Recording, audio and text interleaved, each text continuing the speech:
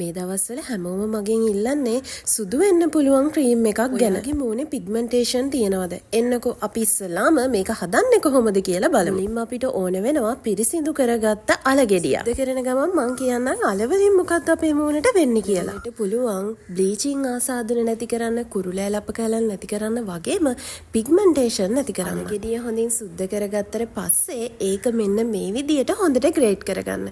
Grade කරගන්න අමාරු කෙනෙක් නම් මේක බ්ලෙන්ඩ් කරගත්තට ප්‍රශ්නයක් නෑ. ෆේස් පැක් එක හදාගන්න අපිට ඕන වෙන්නේ අලගෙඩිය යුෂ. මට කියන්න අමතක වුණානේ. අලවලට පුළුවන් බ්ලීචිං ක්‍රීම් එකක් ගෑවා වගේම අපේ සම පැහැපත් කරන්න. හොඳට ග්‍රේඩ් කරගත්ත අලගෙඩිය මෙන්න මේ විදියට අරගෙන ඒකේ යුෂ ටික ගන්න ඕනේ. අලගෙඩිය බ්ලෙන්ඩ් කරනවා නම් වතුර දාන්න එපා. අපිට මෙතන ඕන වෙන්නේ අලවල යුෂ.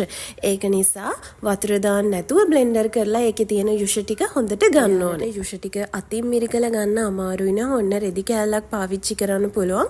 පිරිසිදු රෙදි කෑල්ලක් ගන්න මතක තියාගන්න ඕනේ. ඒකට අපි එකතු කරන්න ඕනේ මුල්තානි මිටි පවුඩරුයි කස්තුරි කහයි. හොඳටම දන්නවා මුල්තානි මිටි පවුඩර් එකටත් පුළුවන් අපේ ෆේස් එක ඉක්මනටම ග්ලෝ අප් කරන්න. ගැන නම් මම ඔයාලට හැමදාම කියලා දෙනවනේ. තියෙන්නේ ඩ්‍රයි ස්කින් එකක් නම් අනිවාර්යයෙන්ම මේ දාපු ඒවට අමතරව යෝගට් හරි කිරි හරි එකතු කරගන්න ඕනේ. මේ විදියට මික්ස් කරලා අපි අපේ පැක් එක හදාගත්තා. උක්කු පේස්ට් එකක් තමයි එන්න ඕනේ. මේක මූණේ හොඳට ඇප්ලයි කරගන්න ඕනේ. මුල්තානි මිටි පවුඩර් එක පළවෙනියෙන් පාවිච්චි කරන කෙනෙක් නම් ඔයා අනිවාර්යයෙන්ම මේක මූණට ඇප්ලයි කරන්න කලින් ඔයාගේ කනේ පිටිපස්සේ ගාලා පොඩි වෙලාවක් තියන්න. දාම ඔයාලට කියනවා පැක් එකක් ඇප්ලයි කරන්න කලින් අපේ මූණ හොඳට වොෂ් කරගන්න ඕනි කියලා. වොෂ් කරගන්න පාවිච්චි කරන්නේ බිලෙස්මයිකේ ෆේස් ක්ලෙන්ස් එක. මූණ පිරිසිදු කරගන්න නැතුව පැක් එකක් දාලා කිසිම තේරුමක් නැහැ. ඉතින් එන්න මාත් එක්කම යන් අපි මූණ වොෂ් කරගන්න. අප කැලලා තියෙන කෙනෙක්ට නම් මේ ක්ලෙන්ස් එක ගොඩක් හොඳයි. පාවිච්චි කරන ෆේස් පැක් එක මූණට විතරක් නෙමෙයිනේ අපි බෙල්ලටත් පාවිච්චි කරනවා. අන්න ඒක නිසා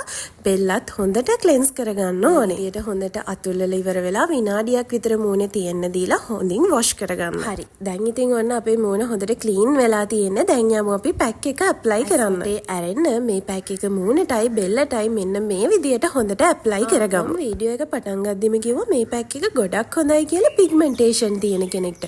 පිග්මන්ටේෂන් කියන්නේ මොනවාද? ෆේස් එකට ඇප්ලයි කරන ගමන් පිග්මන්ටේෂන් එකක් කියන්නේ මොනවාද? පිග්මන්ටේෂන් ඇති වෙන්නේ කොහොමද කියන එක ගැන මම ඔයාලට කියලා දෙන්නම්. මේ තියෙන කල එක හැමතැනම එකම කල එකක් නෙමෙයි නං.